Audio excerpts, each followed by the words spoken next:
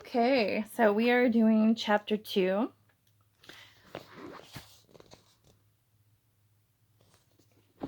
for Jed and Juniper, the Rome Chronicles.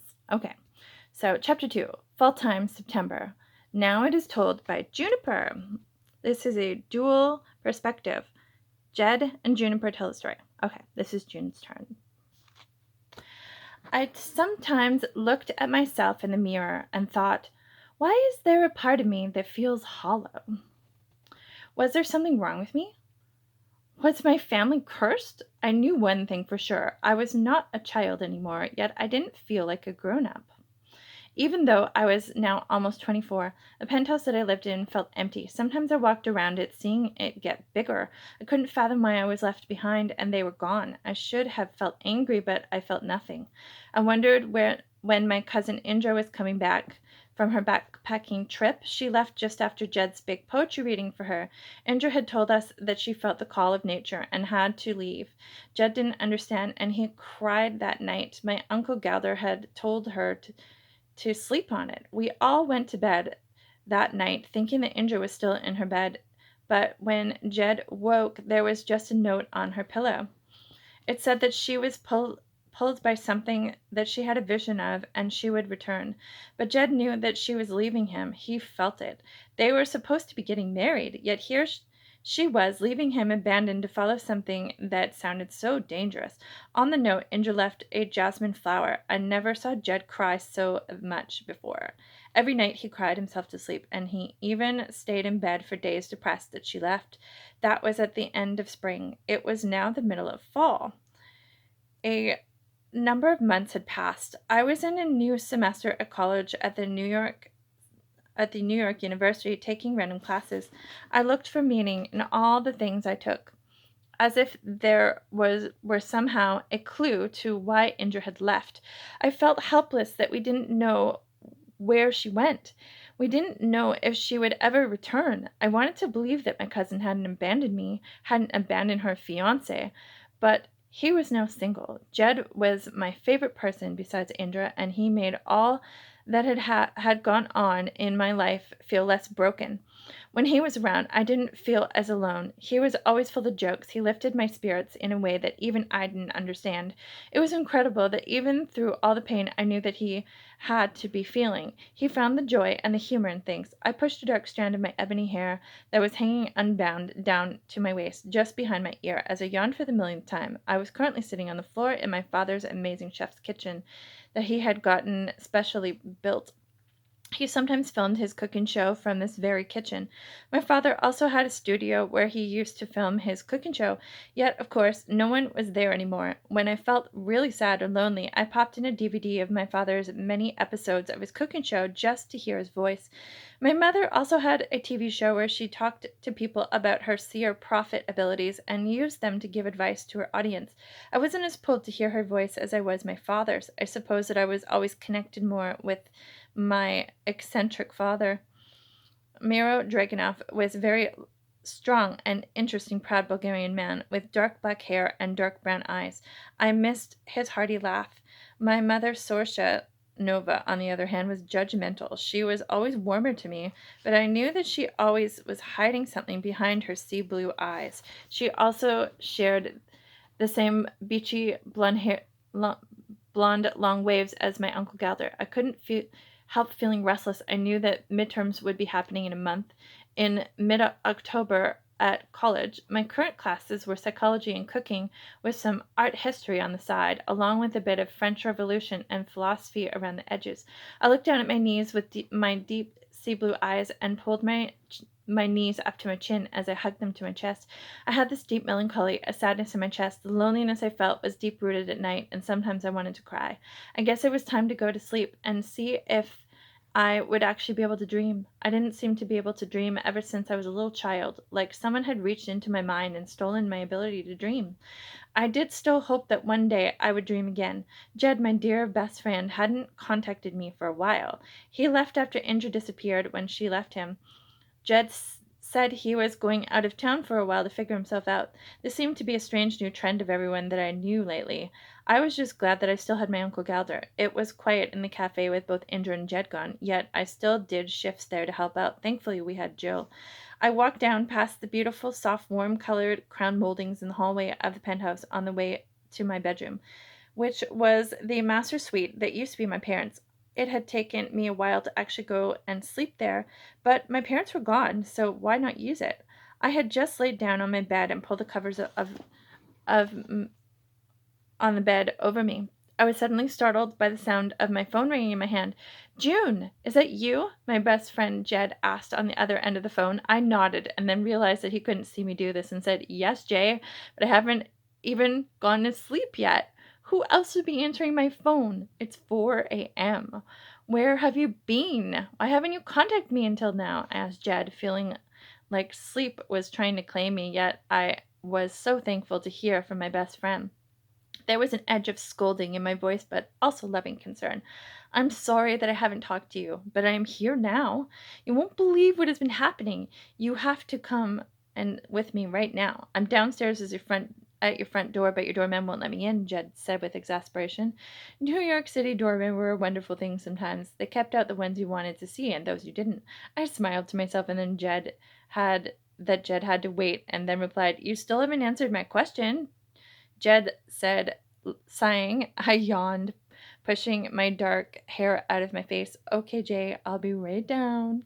I pressed the black end key on my cell phone, then I got back out of bed. He was so impatient sometimes, which amused me as I walked over to my closet. I looked for a moment, then I threw on a clean, light black t-shirt and some clean black yoga pants, leaving my previous pajamas dress on the bed. I walked over to the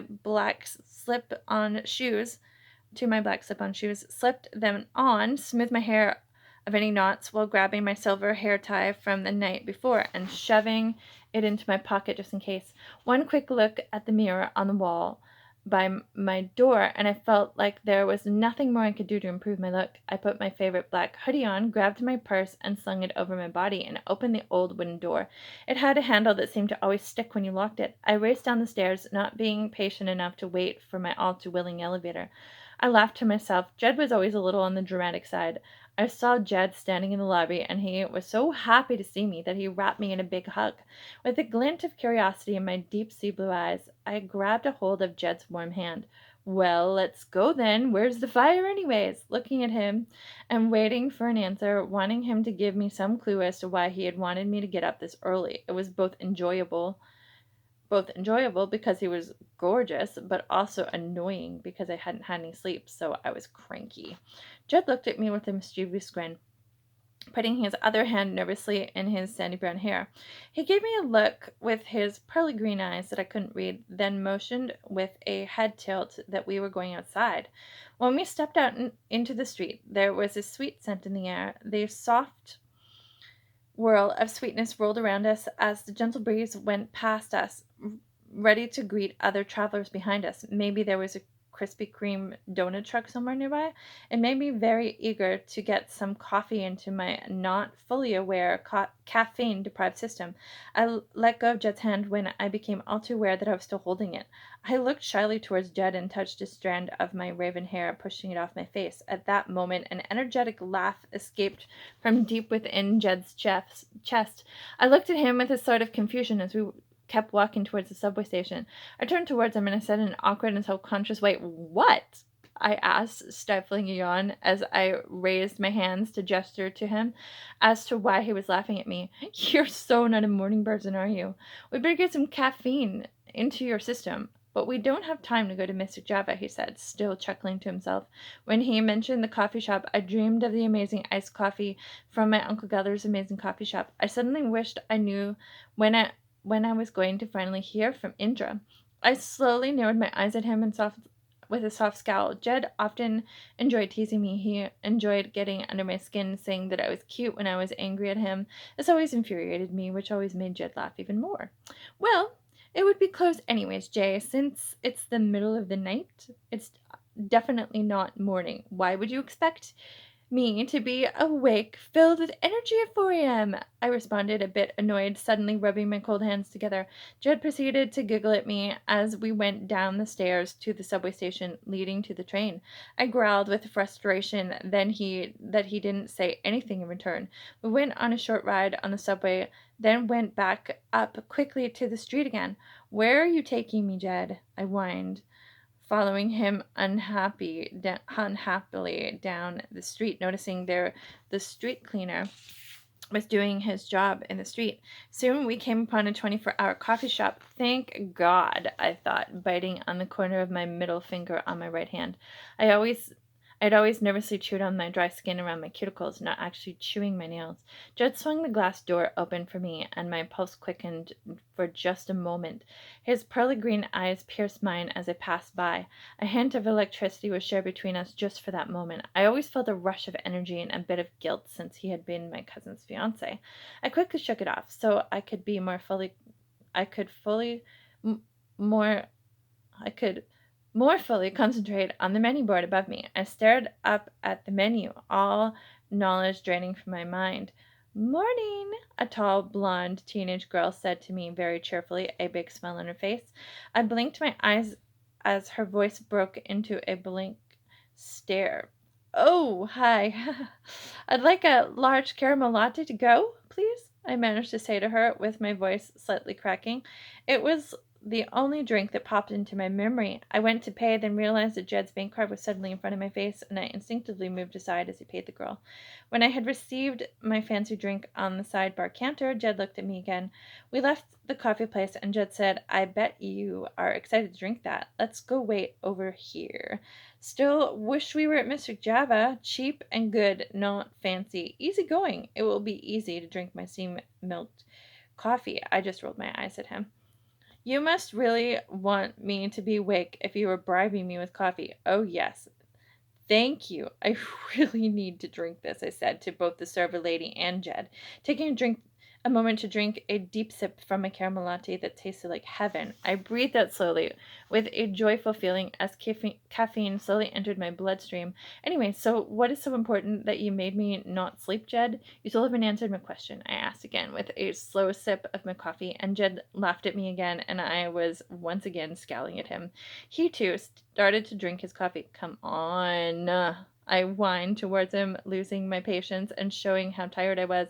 "We're going to the park," Jed said vaguely. No real information given. I sighed, shoving one of my pale hands into the front pouch of my soft black hoodie, and followed Jed once again towards the subway. I threw my now empty coffee cup into the garbage bin at the street entrance to the subway station. It took Jed a bit longer to finish his coffee, but he did. Then he too threw his coffee cup into the garbage. When the two of us were sitting next to each other on the subway seats on the train, I snuck a sniff of Jed's cologne. He had always worn nice-smelling cologne since the day I met him, a strange day that he practically fell into my Uncle Galder. He seemed to have a bit of stubble on his handsome face, which wasn't quite like him. He normally was completely clean-shaven. He was closing his eyes while fiddling with something unseen in his right-hand pocket. I eyed him curiously. It was nearly 5:20 a.m. I noticed on the wall at the coffee shop when we left. There were only two other people on the train with us, a man with a briefcase wearing a designer gray tailored suit sitting a few seats away from Jed. Also directly by the doors was a young woman in her 20s wearing a black coat over a maid's uniform, which I imagine was either on her way to her early shift at a neighboring hotel, or she was just off shift. We had now heard the sound of the automated voice announcing the stop, which would bring us close to Central Park. Holding tight to my purse, I stood up and followed Jed out onto the subway platform. The light above us was flickering, and I could see a man with a bunch of newspapers for a pillow on the ground. I touched Jed's shoulder and I whispered, "Look at that guy." Jed started laughing. "I guess he's always up on current events," he said with a chuckle as we started walking up the cement stairs leading up to the city streets. Jed always found the punchline. He had an interesting sense of humor and made me laugh a lot. Before we knew it, we had entered the park, and I felt this suspense building my chest. There it was, This is where he said we were going, and I still didn't know what he wanted to show me. At the moment, Jed stopped and looked at me. His shiny pearl green eyes were filled with interest and some kind of secret. Come here, tell me what you see, he asked me while grabbing my shoulders and turning me towards a woman sitting on the edge of the Bethsaida fountain. Sorry, I can't pronounce it. She had black hair with dip-dyed purple highlights in braids, wearing paint-splattered overalls and a dark purple zip-up hoodie with what looked like paintings all around her for sale. Ooh, a girl, I said with sarcastic confusion. No, no, no, he said with a small laugh mixing with excitement. Behind her, Jed said, still smiling. I scanned the fountain and what lay beyond it and saw two men walking a dog on a leash behind the woman, and I saw nothing out of the ordinary. Feeling anxious, I started squinting and really looking. I dropped my arms to the side and said, I don't see anything. We stepped closer and closer until we were almost standing right on her paintings. She smiled and watched me with no intent of speech. She swallowed a sip from her can of iced tea, but said nothing. Oh, right. You can't see it yet, Jed muttered to me softly. The woman looked like she had seen this before, but still remained silent. Jed took a small pouch out of his pocket, undid the string, and took out 2 dice. He knelt down with what looked like a wink to the dark-haired woman and rolled his dice onto the ground. Making sure that he was grabbing a hold of my hand, Jed turned one of the dice 3 times to the left and then said something I didn't understand with a soft whisper. As soon as he did this, there was a cracking sound that only him and I could hear. All around us turned upside down and then righted itself again. It felt like we were transported to another place, yet everything looked exactly the same. I rubbed my eyes in disbelief with my free hand that was not holding Jed's other hand. I blinked a few times with confusion. What had just happened? All around us, the colors seemed brighter and more clear. It was like we had stepped into a dream, and just to be funny, I pinched Jed's arm, and he looked at me with a scrunched up look on his face. Oh, why did you pinch me? Jed asked as he grabbed his tender skin, letting go of my hand when I pinched him. I was now laughing and slightly leaning over, trying not to fall down. You know when you think you're dreaming and someone says to pinch yourself? I thought I would pinch you instead, I told him, still laughing and looking at Jed. He rolled his eyes at me. That's really funny, Jed said, laughing a little bit now. As soon as I took a step forward, everything around us broke apart, as if a biscuit had burst into a million pieces. Everything around us floated away and disappeared. All of the pieces of our old surroundings had gone away.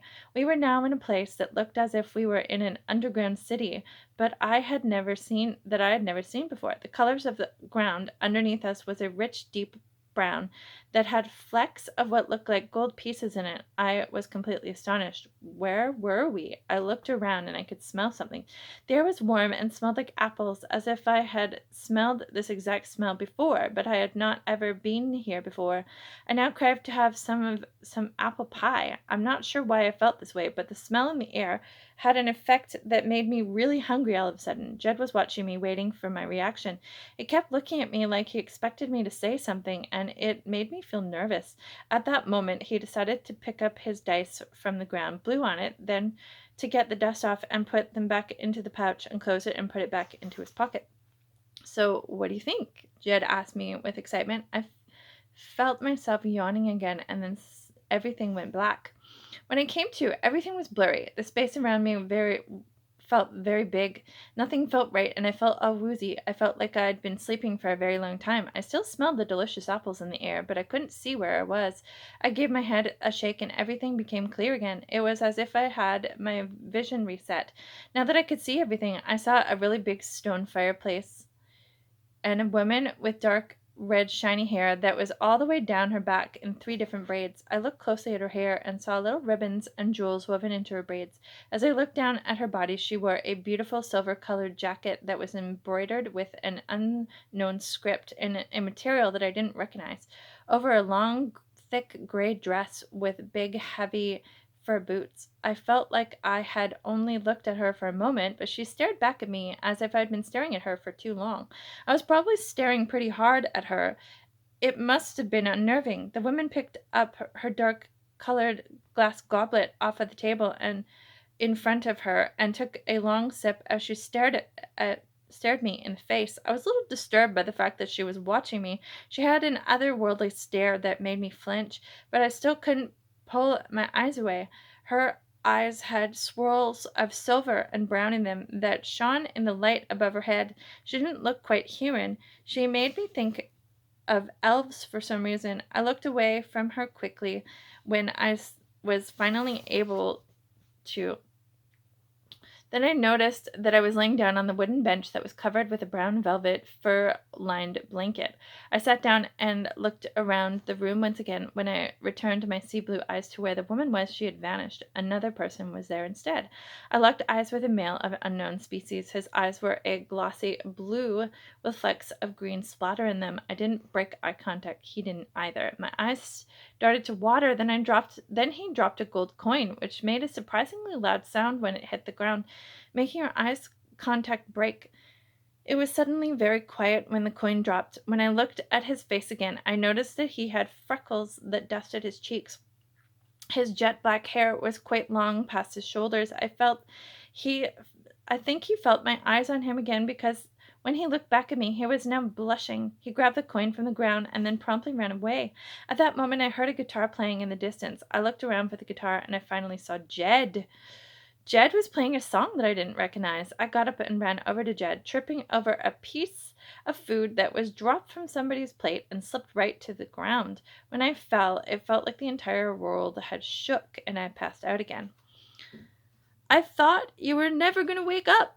You were all talking in your sleep, Jed said to me as I woke up again, this time in the arms of Jed. When Jed realized that he was still holding his arm around my shoulder, he looked down at his hands and pulled his arm back to his side as I straightened myself, feeling really embarrassed and aware of my own breathing. I felt like I could hear my own blood in my ears for a moment as I looked around the room, the room normalized, and I began to remember that we were still in a strange place Jed had taken us to. I was at that moment really wanted to be in my own king-size bed, pulling the warm, familiar blankets around me. I felt vulnerable, yet wondered what would happen next. I snuck a look at Jed while a sweet aroma made me inhale deeply. The air was now filled with fresh lavender and honey. The apple smell was still there, but more faint. If is someone cooking something? I asked Jed, realizing the hunger suddenly inside my belly aching. Somebody's a hungry one, huh? Jed said in a funny voice, making an amused expression. It turned out that the cooks in the kitchen of the restaurant we were in were making lavender bread with honey syrup. It was almost midday in the town we were stuck in. "Excuse me, miss," I called out to the waitress walking around cleaning tables. "Oh, my dear, you have woken. You must be famished. I'll bring you some lavender bread and some apple cider. And as for you, I will bring you pork chops with mashed potatoes and gravy, and coffee with steamed milk," she said to us, as if reading our cravings straight out of our minds. "Whoa, Jed, did you know I was thinking of lavender bread?" I asked with amazement. Jed smiled at me with that familiar mischievous grin and said, "She must be a mind reader." "Just kidding," he said in a teasing but playful tone. The brown-haired woman with a long red linen dress on came over to us a moment later, holding the most delicious-smelling food I had. It was just what we both needed and wanted, as well as the best tasting apple cider that I'd ever tasted. I noticed that there was a bunch of cut up fresh berries on my plate next to the lavender bread. I also was glad to finally know where the apple smell was coming from. "Okay, Jed," I said with confusion and interest. "How did you find this place?" I mustered to ask, shoving the first piece of lavender bread dripped with honey into my mouth. Jed's eyes looked up at me, slowly drawing suspense while I drew in a breath. He had a bit of a smile creeping into his cheeks, which made me slightly suspicious of what else hadn't he told me, and I scratched my wrist in confusion and started biting the dry skin on my fingers around my cuticles. "I actually found it by accident, Junie," he said with a shrug. "What is up with the dice, Jed?" I asked in confusion while I twisted a few strands of my ebony-colored hair around my fingers. "So I bumped into this hooded guy on the subway, and he shoved dice into my hand and said something in a whisper that sounded like a made-up language, and then got off the subway. It was my stop too, so I got off the train, and the hooded guy disappeared into the crowd. As I walked As I was walking up the stairs to get up to the street, I whispered the strange words that the hoodie guy said, and at that moment I just happened to drop the dice down the stairs, and at that point everyone had gotten off at the stop. We're up at the street level, and the train station was empty. Jed paused, taking a breath, and kept staring at him. As I kept staring at him, he also took this moment to put a bit of pork into his mouth. After he finished chewing, Jed kept talking. I went back down the stairs to grab the dice and accidentally knocked the dice even further down the stairs. I found them and felt suddenly something nudging me, and I had a feeling that I should touch one of the dice. I felt an unknown force move my hand and turned one of the dice 3 times to the left, just like you saw me do, and heard strange whisperings. And then I heard the cracking sound and ended up here. Jed said this to me and had been looking at me with one of his hands waving around while he explained. Jed was telling me this explanation really quickly. Then, when he was finished, he took a really long, slow sip of his coffee. "This is the best coffee I've ever had," Jed said, trying to change the subject. I just stared at him blankly, wondering how to process this information. I decided I was going to think it over and respond later. I was curious as to what we were going to do next, and when we were done eating, that is when Jed pulled out a few coins that had funny pictures on them that I had never seen.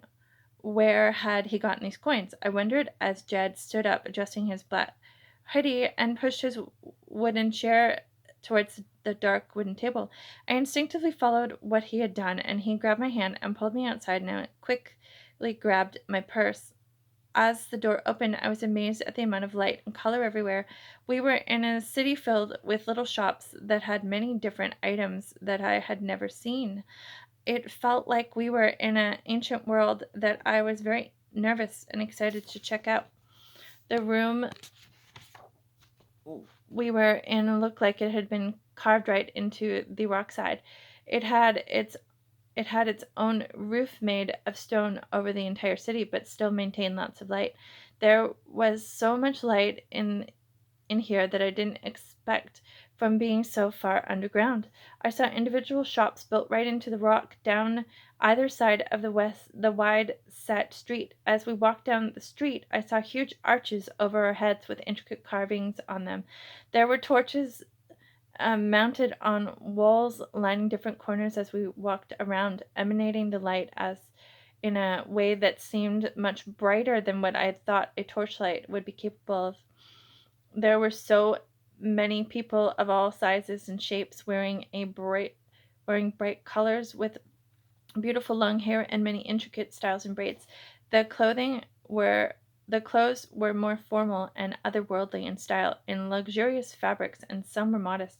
Jed noticed that I was completely astonished by the city and its grand high ceilings. He then became more aware of the fact that we were attracting attention from the clothes we were wearing. Jed decided to pull us into the post office. Inside was fairly simple in design: stone walls, a front desk made of dark wood, with a woman with yellow hair and dark eyes. She was wearing a light green dress that went down to the floor. The plain looking woman eyed us suspiciously when we entered. She watched us pass by her as we walked down a long hallway lined with torches to a huge room with different individual mailboxes going up to a very endless looking high wall. The high ceilings looked like it had been painted to show a starry night sky. Jed walked over to a specific square shaped box that had the number 349 on it and opened it with a silver key he had pulled out of his jacket pocket. Pulling the door open, it revealed a bunch of sheer bags made of shiny fabric that were closed by strings at the top of each bag. I watched him curiously as he pulled out the bag with the stars on it. When he had done this, he turned to me. "Hold out your hands," Jed said softly to me as he held the bag ready to pour the contents into my now open hands. A bunch of clothes came out of the bag, and I was a bit surprised. This all seemed a bit odd, and I stared at him with a scrunched up expression. "Why do you have clothes in here for us? And why do you have strange coins? And why do you—" I said with confusion and suspicion, holding the clothes tightly to my body. Taking a few steps away from Jed, I felt like I suddenly couldn't breathe. Everything around me started to spin, and everything went dark. When I came to, I realized that my clothes had been changed. I was wearing a long black fur-lined cloak over top of a dusty rose-colored dress. The dress had long belled sleeves that hung from the inner cream-colored sleeves of the shift that I was wearing underneath my dress. I lifted the bottom of my dress to see what else I wore underneath. A gray, warm, soft fibered pair of socks that started from my knees, held up with lace, and I had a pair of black boots laced from with black laces on my feet.